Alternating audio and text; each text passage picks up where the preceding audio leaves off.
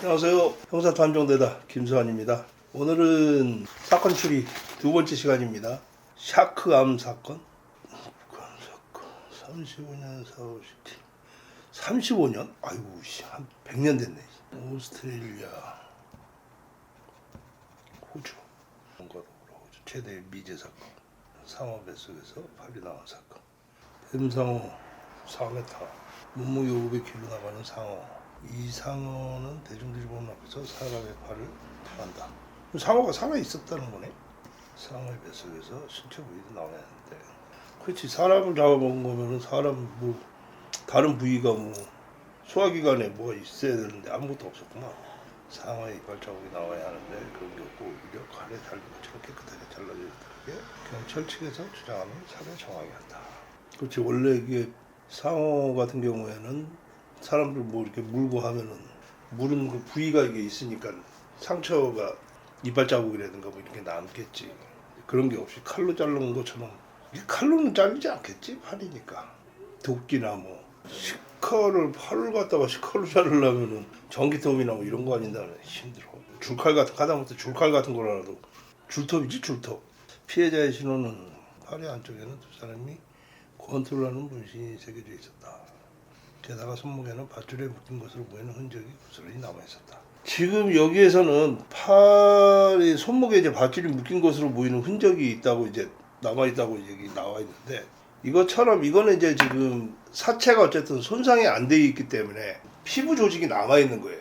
그러니까 손목 같은 데에도 밧줄이든 끈이든 이런 걸 묶은 이제 흔적이 남아있는 거는 이 부분에 대해서 이게 이제 피부 조직이 남아있기 때문에 이게 끈이 됐든 묶을 수 있는 여러 가지 있겠죠. 밧줄도 있지만 하다못해 타이줄이든 뭐가 됐든 일반 운동화끈부터 해서 어떤 거든 손을 이제 결박할 수 있는 그러한 게 이 몸에 그 자국이 남아있다는 거는 피부 조직이 살아있기 때문에 그러는 거예요. 이게 만약에 그냥 단순히 바닷물이든가 이런 데에 일부가 만약에 떴다든가 이렇게 돼 있었으면 이게 아마 피부 조직이 당연히 이제 다 부풀어져서 이 부분이 다 이제 없어졌겠죠. 피부 자체가 다 이제 녹아서 이게 부패가 돼가지고 다 없어져 있는 상태다 보니까 뼈만 남아있을 수는 있으니까 뼈 자체는 시간이 물론 오래 걸리고 부패가 되는 그 속도가 늦어지다 보니까 뼈는 남아있을 수 있지만 이 신체 피부는 남아있을 수가 없어요.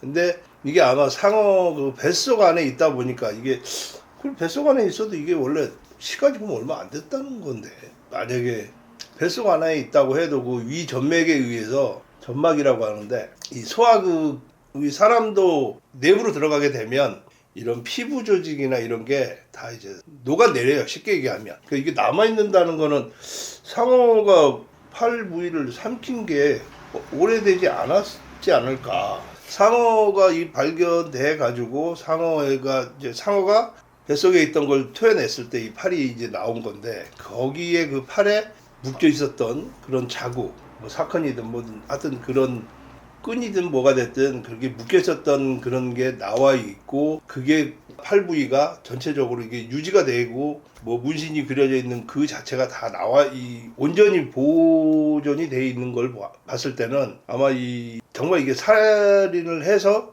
토막을 낸 거라면, 신체를 범인이 피해자의 손이든 몸이든 이런 걸 다 토막을 내고 그걸 바다에다가 그냥 버린 거라면, 그거를 이제 상어가 삼켜가지고 뱃속에 그걸 저장을 한 상태라면 시간은 오래 걸리지는 않았을 것 같아요. 토막 살인 후에 바다에 던지고 그거를 이제 상어가 삼키고 나중에 뱉어내는 그 시간까지 오랜 시간은 걸리지 않았을 것 같아요. 신원을 밝히는데 가장 중요한 자료인 지문이 상어의 위액에 의해서, 여기서도 나오네요. 상어의 위액에 의해서 손상된 것인지 심하게 훼손된 탓에 지문을 채취하기 어려웠다. 근데 이것처럼 위액이라는 게 이제 사람도 똑같아요. 사람이 물론 이제 그 인육을 사람 몸을 먹으면 안 되겠지만, 부위를 먹으면 안 되겠지만, 속 안으로 들어가게 되면 위액이 점막이 위액이 나와요. 위액이 이제 생성이 되기 때문에 소화를 시키기 위해서 경찰서에 한 남자가 찾아왔고, 그 남자 이름은 에드윈 스미스. 에드윈 스미스는 상어 뱃속에서 발견된 시신은 바로 자신의 형인 제임스 스미스, 이게 피해자구만. 제임스 스미스가 그런 그 증거로 사진 한 장을 보여줬는데 그 사진에는 상어 뱃속에서 발견된 팔의 것과 동일한 문신이 동일한 자리에 새겨져 있었다. 이거 뭐 문신이라는 게 뭐 똑같은 문신이 있을 수도 물론 있겠지만 같은 부위에 똑같은 그림이 문신이 돼 있다는 거는 이 사람이 제임스 스미스라는 이 사람이 피해자일 확률이 뭐 거의 99%이지 않을까. 제임스 스미스가 실종됐던 당시의 상황에 대해 증언을 했는데 상어 뱃속에서 팔이 발견되기 열흘 전이네요. 열흘 전이니까 뭐 며칠 안 됐네. 4월 7일에 그로놀라 해변으로 휴가를 떠나 세실 호텔이라는 곳에서 도착했다고 한다. 경찰은 에드윈이 보여준 사진과 증언을 토대로 피해자의 신원은 제임스 스미스라고 결론을 내렸다. 경찰은 해군과 협조해 제임스 스미스의 나머지 신체 부위를 찾으려 했지만 왼팔을 제외한 나머지 신체 부위는 찾을 수 없었다. 뭐 이러한 경우에는 바다 같은 경우에는 워낙 뭐 상어뿐만 아니라 많은 종류의 물고기들이 있고 신체 부위별로 뭐 진짜 토막을 내서 바다에 그냥 같이 동시에 버렸어도 뭐 팔은 상어가 먹고 머리, 뭐 발, 다리 어느 부위든 이게 다 뭐 바다에서 떠가지고 일단 분해라고 하면 좀 그렇지만 분산이 될 거 아니에요? 어떤 물고기가 뭐 진짜 삼켰는지 뭐 먹었는지 알 수가 없죠 이거는. 피해자의 신원이 제임스 스미스라고 밝히자 경찰은 이제 범인을 잡는 데 주력했다. 에드윈은 경찰에게 형 제임스가 마약 밀매에 관여하고 있었다고. 얘가 밀매범이구나. 마지막으로 만난 사람이 누구인지까지 제보해줬다. 그 마지막으로 만난 사람의 이름은 패트릭 브레티. 용의자네. 그러니까 일단은 마지막에 만난 사람이니까. 그런데 패트릭 브레티는 사실은 범인이 아니라고 주장했다. 한 택시기사가 경찰에게 자신이 패트릭 브레티를 봤다며 택시기사는 목격자. 패트릭 브레티는 세실 호텔 앞에서 큰 가방을 들고 서 있었고 택시기사분이 패트릭을 태워줬다고 한다. 용의자를 태워줬구만 택시기사가. 그런데 패트릭 브레티는 매우 불안하고 초조해 보이는 모습이었다고 조언했으며 패트릭을 오스트레일리아의 유명 사건 레지널드 홈즈 유명인사였다.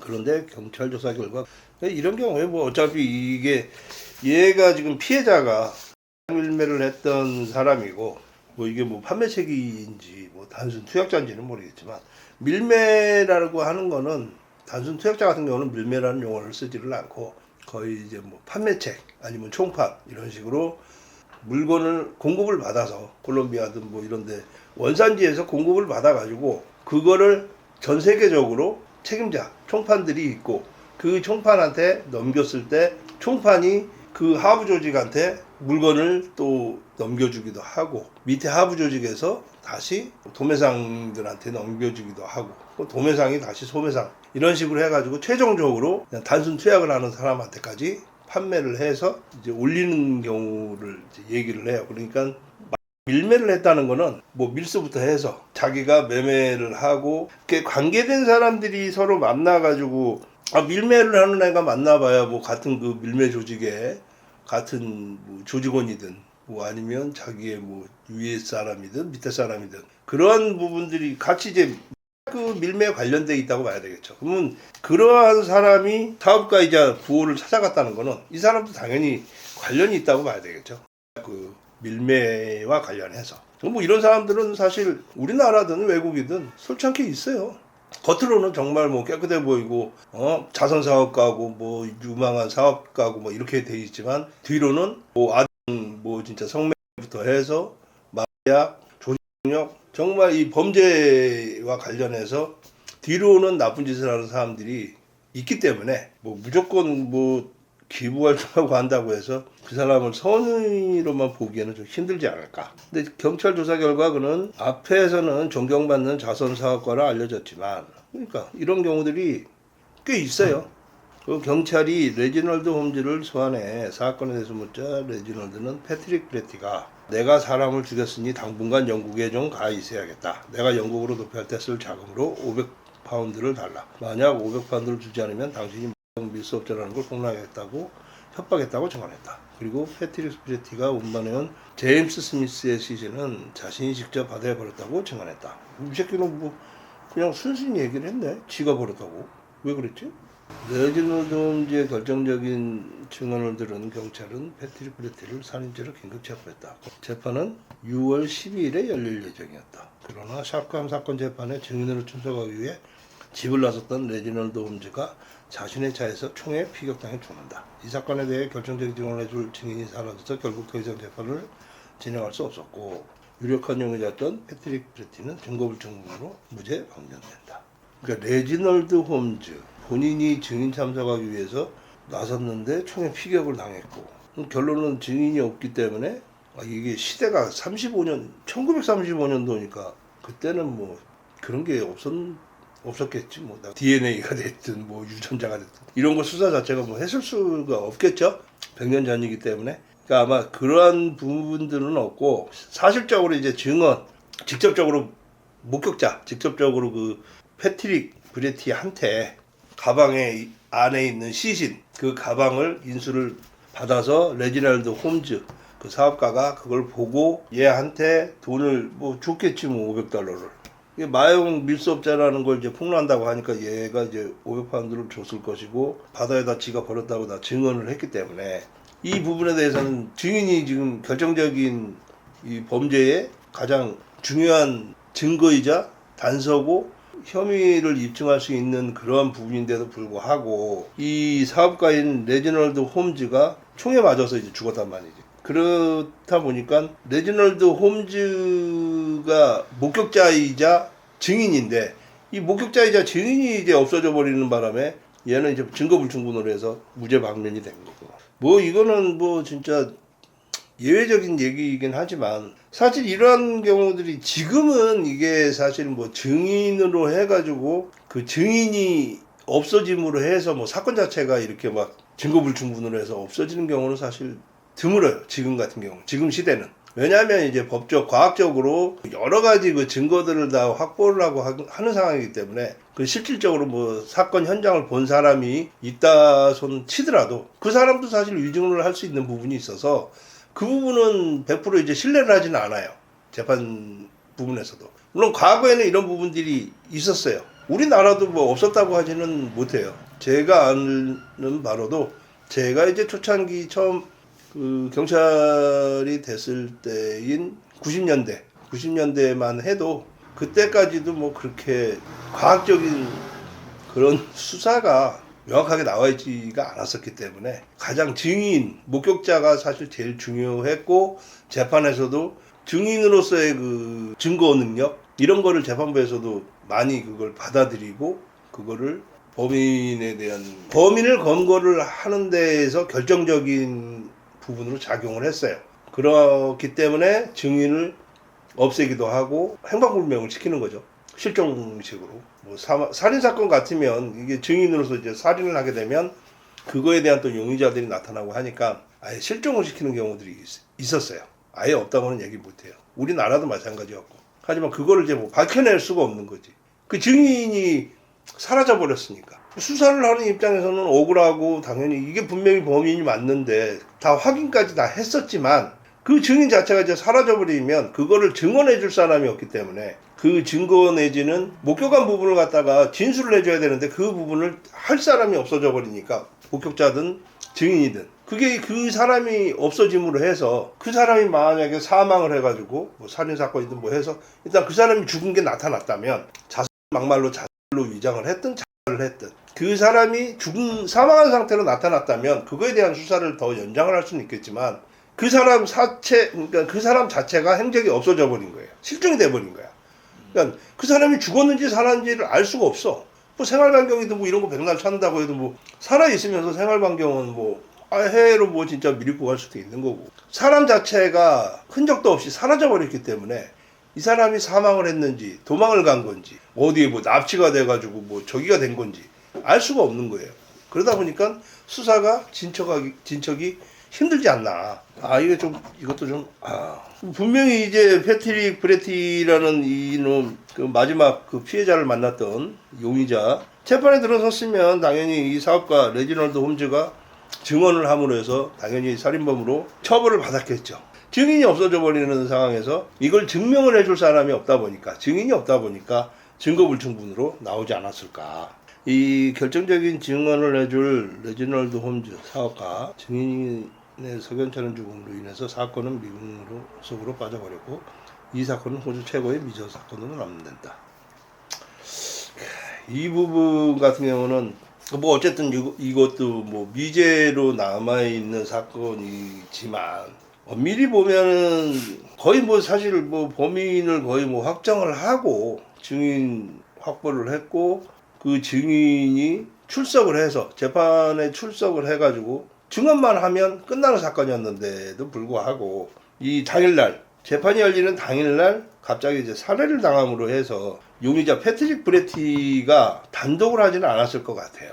이 자체가 뭐 시대가 물론 100년 전 거의 뭐 100년 전의 일이긴 하지만 그때 당시는 진짜 더 불법적인 그런 조직이나 범죄단체나 이런 데가 훨씬 더 활성화가 많이 돼 있고 불법적인 일들을 많이 하는 정말 그런 시대였을 것 같아요. 뭐 이건 뭐 제 생각인지는 모르겠지만 지금처럼 막 이렇게 뭐 컴퓨터가 있고 뭐 이런 시대가 아니다 보니까 인터넷 뭐 이런 시대가 아니다 보니까 말 그대로 뭐 손으로 진짜 왼손 오른손 주고받고 물건하고 돈하고 서로 주고받는 그런 시절이지 않았을까. 그러면 얘가 피해자가 밀매 사범이다 보면 제임스라는 이 피해자가 분명히 위에 상선이 있을 거란 말이죠.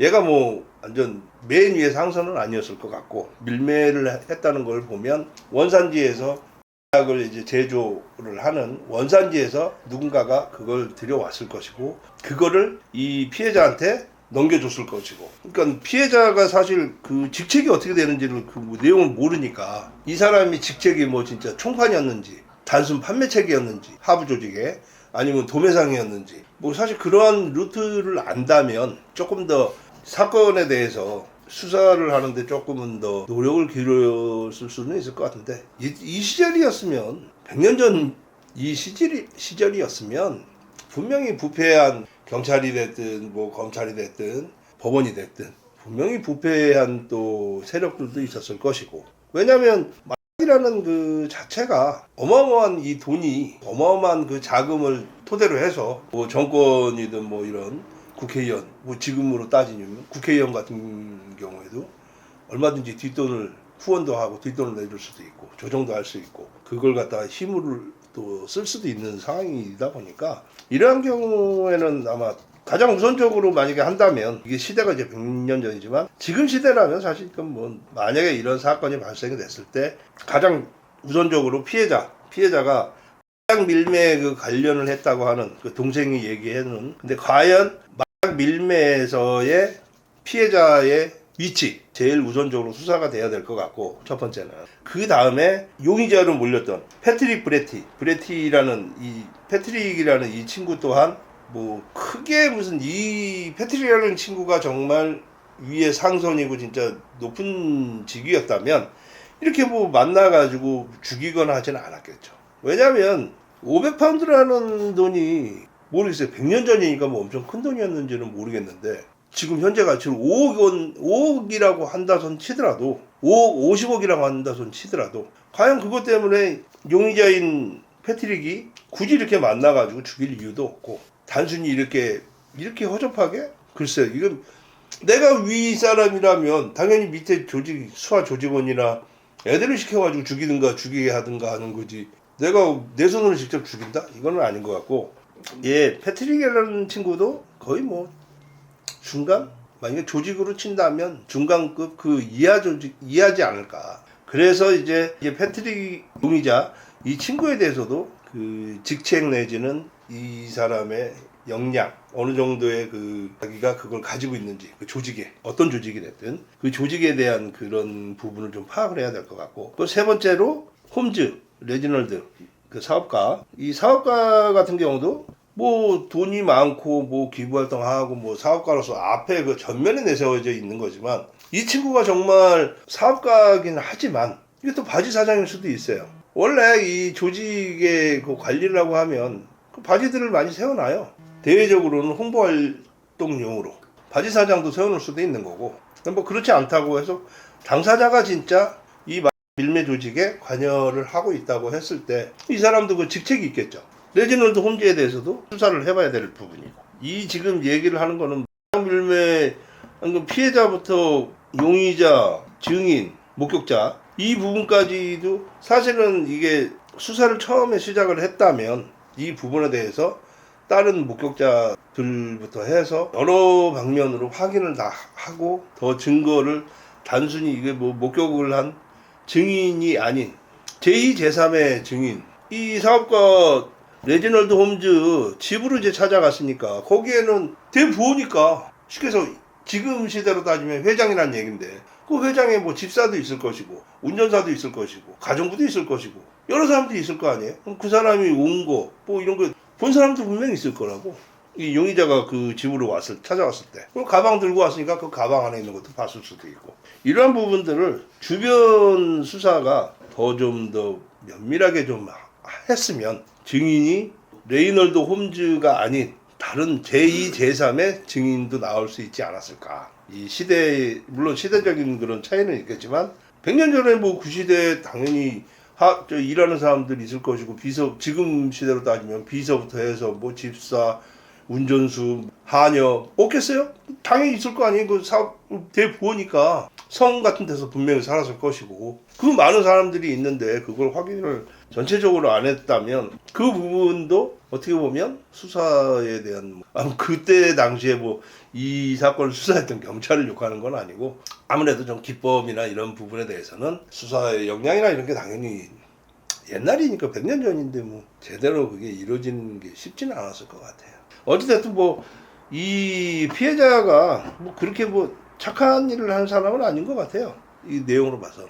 착한 일을 하는 사람은 아니지만 그렇다고 해서 뭐 남한테 죽임을 당하는 거는 아닌 것 같고 어쨌든 억울하긴 하겠네요. 억울하긴 하겠지만 무엇 때문에 살해를 당했고 토막이 되고 했는지는 모르겠어요. 그 내용은 모르겠지만 이게 처음부터 첫 단추부터 잘못된 거지. 재판을 일단 일정을 미뤄야 될 것이고 증인이 출석하기로 했는데 증인이 사망을 했다고 이제 이 부분을 재판부에 얘기를 해야 될 것이고 그래서 또 다른 증인을 찾기 위해서 수사를 더 해야 되니까 기간을 연장을 해달라고 증인을 물론 당연히 그건 재판부의 이제 재량이지만 수사를 하는 입장에서는 이게 증인이 만약에 지금 상황이라면 이렇게 죽도록 안 놔뒀겠지. 왜냐하면 이제 증인 보호 프로그램으로 해서 증인 보호를 하고 있었을 것이고 증인을 재판부까지 안전하게 데리고 왔을 것이고 재판부에 요청을 해서 기일을 일단 요청을 할 것이고 어쨌든 한 달에서 두 달 정도까지는 가능하지 않을까. 제2, 제3의 증인을 찾기 위해서 주변 탐문을 다시 이제 해야 되겠지 새로.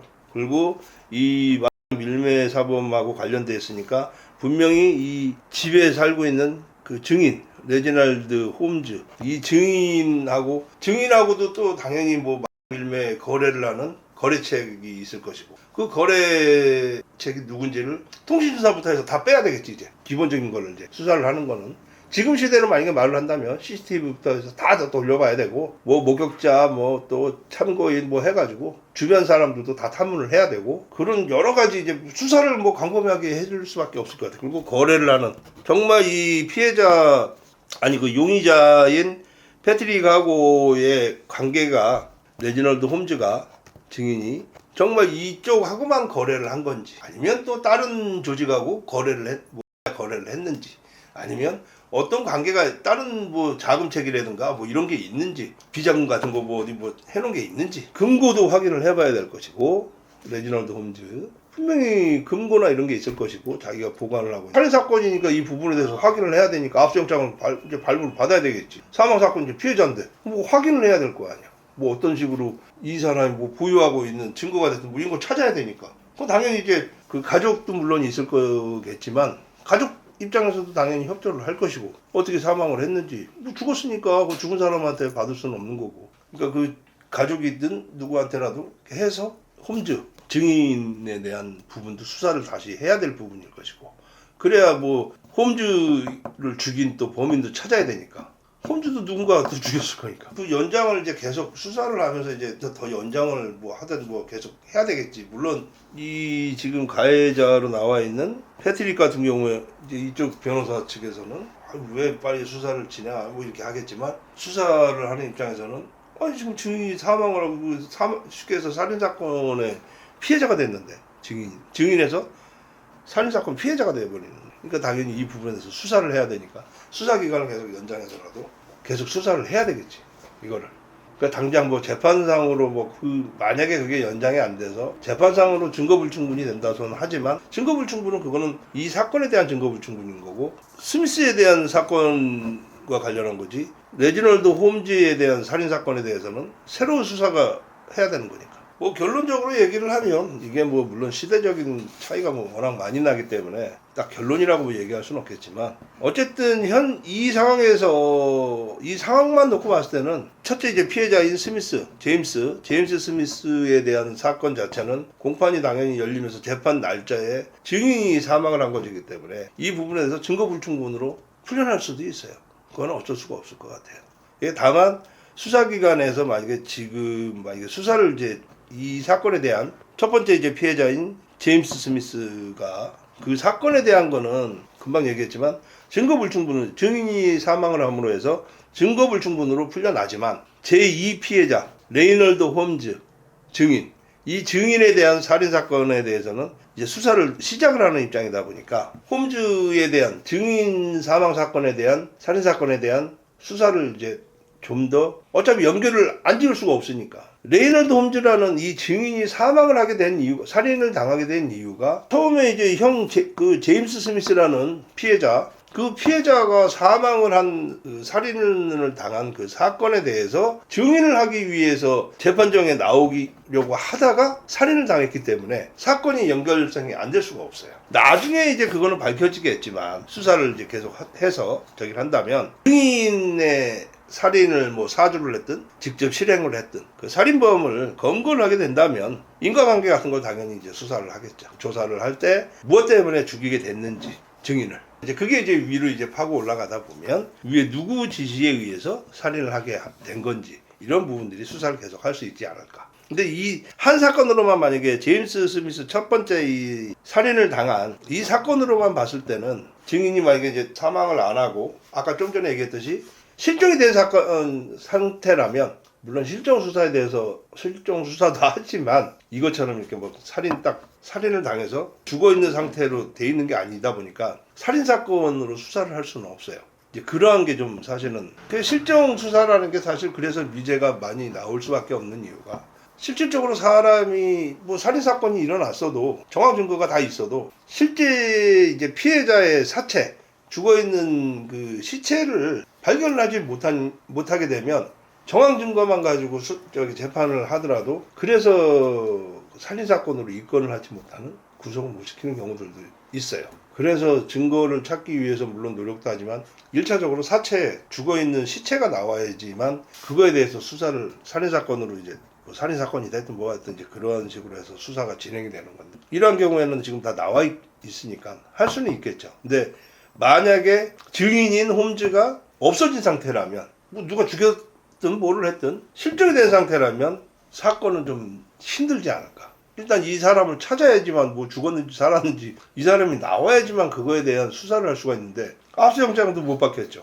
뭐 사망했는지 안 했는지 성인인데 이 사람이 없어졌다고 해서 증인이지만 내가 마음 박혀서 뭐 갔는지 어쩐지 내가 모르는 상황에서 홈즈 이 증인의 집이든 어디든 압수수색 못해요. 완벽하게 일처리를 만약에 한다면 실종으로 만들어 놨으면 지금 상황에서는 뭐 이미 사체가 나왔고 이건 뭐 100년 전이기 때문에 지금 시대하고 사실 이렇게 뭐 대입을 한다는 건 사실 거의 안 맞는 것 같아요. 안 맞는데 어찌됐든 지금 시대라고 해도 정말 이러한 상황으로만 증인밖에 없는 상황에서 증인이 사망을 없어지게 되면 1차적으로 패트릭이 용의자이긴 하지만 증거불충분으로 석방이 됐겠죠. 또 재판관이 결정을 일개 수사를 했던 형사로서는 얘기할 부분은 아닌 것 같아요. 어찌됐든 뭐 이번 사건은 보니까 너무 오래된 사건이기도 하고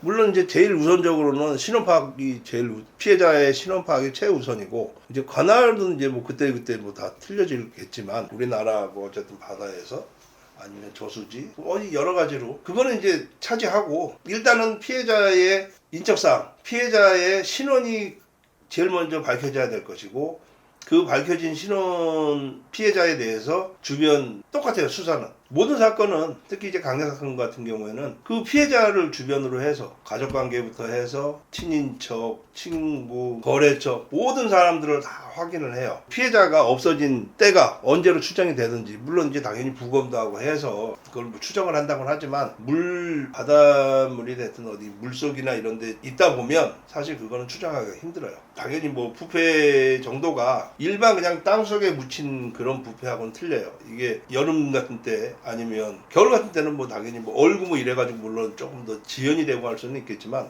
여름 같은 경우는 하루 이틀만 돼도 부패가 시작이 돼요. 안에부터 해서 가스가 차가지고 2, 3일만 되면은 가스가 진짜 막 이렇게 부풀어 올라요. 몸이 내장 그게 이제 부패가 되면서 그래가지고 부검을 하게 되면 가르면 그 가스가 다 분출이 돼가지고 냄새가 엄청 많이 나거든요. 가스 빠지는 뭐 그런 식으로 해서 하여튼 가스가 분출이 돼서 부패가 안으로 이제 부패가 되기 시작을 하기 때문에 그거는 좀 일반 그냥 내장 그 땅속에서 묻혀서 부패되는 거랑은 좀 틀려요. 그리고 이 피부 같은 경우도 며칠이 지나면은 벌써 이게 다 피부가 일어나요. 일어나서 이게 부푼다 그러죠. 불어. 목욕탕 같은 데 들어가 보면 1시간 정도 있으면 막 손이 이렇게 좀 주름 같은 게 막 많이 손바닥 같은 데도 막 주름이 막 생기잖아요. 뜨거운 막 옹탕 같은 데 막 5분씩 있고 막 이렇게 되면 그게 이제 며칠 동안 불어서 나중에 이게 불어서 터진다고 봐야 되는.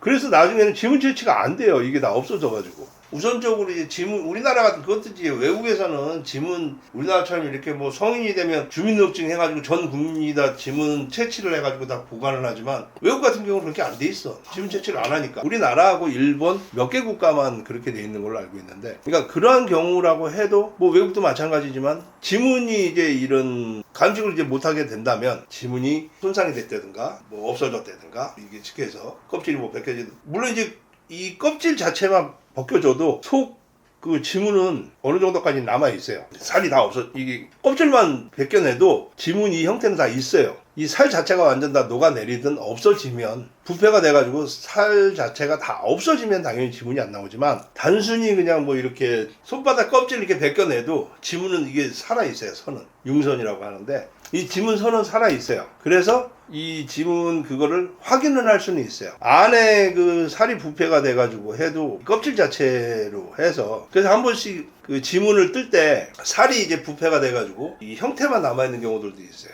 그런 경우에는 껍질을 이제 벗겨서 그걸 내 손 안에 이거는 이제 뭐 과학 수사를 하시는 그런 분들이 이제 하는 영역이긴 하지만 이제 손마다 마디 이제 지문 껍질을 벗겨서 그걸 손가락을 껴가지고 내 손가락을 껴서 지문을 채취하는 방법도 있어요. 골목 끼듯이 그렇게 껴가지고 다 지문을 갖다 채취하는 방법도 있어요. 그러한 부분은 이제 좀 디테일하게 들어가는 방법인데 어찌됐든 그런 방법이 있어요. 그러니까 이제 가장 중요한 거는 피해자에 그래서 이제 뭐 지문 채취가 어렵다든가 이랬을 경우에는 뭐 치아 상태라든가 뭐 쉽게 해서 치과 치료를 받든가 이렇게 하면 어금니에 뭐 금니가 씌워졌다든가 아니면 뭐 임플란트를 했다든가 아니면 무슨 뭐 안면 수술을 해가지고 뭐 그런 뼈 조각이 뼈라든가 뭐 이런 거 뭐 어디 뭐 수술을 했다든가 팔 뭐 부러져가지고 이제 엑스레이랑 이런 걸 이제 다 부검을 하고 하면은 그게 다 나오니까 이제 그렇게 해서 피해자를 찾아내는 거죠. 일단 사망자에 대한 신원을 따게 되면은 전산상에 일단 지문 등록이 지문 그거를 이제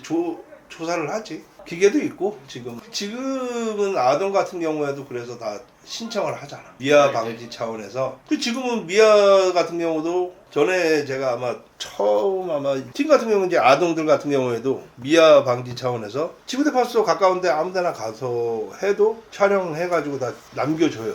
그 지금은 유치원이나 이런 데서도 단체적으로 아예 파출소나 이런 데 아니 와가지고도 해줘. 어린이집이라든가 이런 데서 신청을 하면 어린이집에 뭐 20명 30명이 있다 그러면 그걸 갖다 신청을 하게 되면 뭐 파출소든 뭐 경찰서든 해서 와가지고도 해줄 수도 있고 그러니까 그거는 아동 같은 경우는 이제 미아 유괴 납치도 물론 있지만 단순 미아가 발생이 됐을 때도 뭐 모르니까 애기들 같은 경우에 집을 찾을 줄도 모르고 그러니까 이제 예전에는 그런 게 없었는데 그러다 보니까 이제 미아가 돼가지고 외국으로 입양도 되고 뭐 고아원도 가고 막 이런 경우도 옛날에는 많이 있었죠. 근데 그게 이제 어린애들 같은 경우 유괴라든가 뭐 여러 가지 이제 범죄에 악용이 되고 뭐 이런 경우들이 있다 보니까 그런 범죄도 범죄지만 미아 발생 같은 걸 이제 줄이기 위해서 경찰에서 그것도 불과 뭐 이제 10년, 10몇 년, 한 15년 그렇게밖에 안 됐을 거예요. 그전에는 그런 거가 없었기 때문에 아이들 같은 경우에 사실 사망을 하든 만약에 그렇게 됐을 때는 실은 힘들죠. 엄밀히 얘기하면. 부모된 입장에서는 지금 그런 게 법으로 어쨌든 다 돼 있는 상황이다 보니까 돈 들어가는 것도 아닌데 안 해놓은 이유가 없죠. 오래 걸리는 것도 아니고 얼굴 사진, 뭐 지문, 뭐 이런 거 다 한 5분이면 다 돼요. 가서. 그러니까 부모가 그냥 뭐 지나가다가 뭐 맛있는 거 뭐 시장 가다가 파출소 있으면 가가지고 나 이거 찍으러 왔다 그러면 그 자리에서 바로 해줘요. 5분이면 찍는데 뭐. 그 자리 그냥 가가지고 얘기하면 그때 나이 뭐 3살이면 3살 그때 나이 얼굴 정면 측면 뭐 이런 거 찍고 지문 같은 거 이제 찍어놓고 그러면 애가 미아가 돼서 잃어버리더라도 조회가 바로 되기 때문에 지문은 바뀌질 않아요. 지문 같은 경우에는 같은 지문도 사실 없고 이제 이거는 뭐 여담이지만 지문을 보는 게 다 있어요. 틀려요. 그거는 이제 뭐 내가 이제 거짓말로 인적사항을 내 형이 됐든 뭐 친구가 됐든 누구지 거짓말로 이제 막 범죄자들 같은 경우 하잖아요. 현장에서 이제 경찰관들 같은 경우는 이제 그걸 배우기도 하고 다 하는데 현장에서 그 사람의 지문을 보면 손을 보면 보면 알아요. 이 융선이라는 게 있기 때문에 그거를 이제 보고 그 자리에서 바로 이 사람이 본인인지 아닌지 확인할 수도 있어요. 그 뭐 일반 사람들은 잘 모를 텐데 남의 거 그 인적사항 도용해서 사용하지 마세요. 그 자리에서 바로 걸릴 수가 있어요. 많다고는 볼 수 없지. 진짜 간혹가다 뭐 바다 같은 경우는 더더군다나 거의 없고 내가 알기로는 바다 같은 경우는 수심 자체도 물론 깊을 뿐더러 뭐 돌덩이도 뭐 해가지고 넣게 되면은 떠오르지도 않기 때문에 알 수도 없고 그냥 단순히 이런 뭐 진짜 한강이라든가 이런 데 같은 경우는 좁기 때문에 다 나와 있으니까 이제 그런 걸 이제 바로 발견하고 할 수 있는 거지 바다 같은 데서는 그렇게 하기까지가 쉽지가 않지. 영화에서 보면은 뭐 신세계인가 뭐 그 영화 그런 거 보니까 뭐 드럼통에다가 뭐 사람 넣어가지고 시멘트 넣어가지고 배에다 싣고 가가지고 바다에다 빠뜨리는 배에다 싣고 나가는데 뭐 신고 안 하고 지 혼자 배 타고 나갈 수 있나? 그거 다 해양 경찰한테 그거 다 신고해야 돼요. 배 그냥 나가는 거 아니에요. 영화예요. 배를 갖고 내가 배에다가 뭐 사람을 실든 몰라든 선원 이름이고 뭐고 인적사항 다 적어서 제출을 해야 돼. 그래야 배가 나갈 수가 있어요. 레이더랑 다 설치가 돼 있기 때문에. 그건 기본적인 건데. 그건 영화에서나 그렇게 해야 되는 거예요. 배에다가 그렇게 싣고 나갈 것 같으면 안 돼요. 그 영화 보고 괜히 그거 따라하다가 그 현장에서 잡히지 말고. 오늘 사건 추리 2편 호주 미제 사건인 샤크함 사건에 대해서 얘기를 좀 했어요. 얘기를 했는데 이게 뭐 물론 100년 거의 뭐 1935년이니까 거의 뭐 90년 전? 90몇 년 전 일이에요. 그러다 보니까 근 100년에 전에 있었던 사건이기 때문에 그때하고 지금하고 뭐 당연히 차이점이 워낙 많고 차이가 많아서 이 사건에 대해서 뭐 어떻게 얘기는 못 하겠지만 이건 이제 제가 보는 관점에서 지금 시대라면 이러이러한 부분들을 갖다 좀 더 수사를 해보지 않았을까. 그리고 증인이 이렇게 사망하지 않게끔 그때 당시에는 뭐 증인보호 프로그램 뭐 그런 게 물론 없었겠죠. 없었을 거라고 생각을 하는데 만약에 그런 게 있었다고 하면 그거는 이제 수사기관에서 잘못을 한 거고 증인 프로그램이 있었다면 당연히 증인이 재판에 출석을 하고 증언을 하기 위해서 나가면은 보호를 했어야 되는 게 원칙인 거고 그걸 못했다면 그거는 이제 수사기관에서 잘못을 한 거고 그 시대적으로 증인 보호 프로그램이라는 것 자체가 있지는 않았을 것 같아요. 개인적인 생각이지만 그러니까 이제 그러한 부분들 수사에 대한 그런 난이도나 이런 부분은 사실 지금 시대로 따진다면 이거 사건은 참 너무나 좀 손쉽다고 그렇기는 좀 그렇지만 범인을 빨리 잘 잡을 수 있는 사건이지 않았을까. 확대해서 마약까지 다 할 수 있는 그런 사건이지 않았을까. 근데 그런 게 좀 보기에는 좀 아쉽긴 하지만 시대적인 배경이 틀리니까 그랬던 것 같아요. 근데 뭐 지금 요번 샤크함 사건에 대해서 보신 분들은 우리 식구들 포함해서 어떻게 생각이 드시는지 어떤 또 궁금한 사항이 있는지 뭐 그러한 부분이 있다면 저한테 댓글로 남겨주셔도 돼요. 그럼 제가 아는 한도 내에서 좀 찾아볼 수 있는 부분은 또 찾아볼 것이고 그렇다고 해서 뭐 이 사건을 뭐 수사를 하는 건 아니니까 같이 추리를 해보자는 취지인 거지 뭐 미제 사건을 갖다가 다른 나라 우리나라도 마찬가지지만 미제 사건에 대해서 무슨 여기서 제가 수사를 하고 하는 게 아니잖아요. 같이 한번 추리도 해보고 생각을 해보자는 차원에서 이 코너를 만든 거니까 그 부분을 10분 오늘 여기까지 하겠습니다.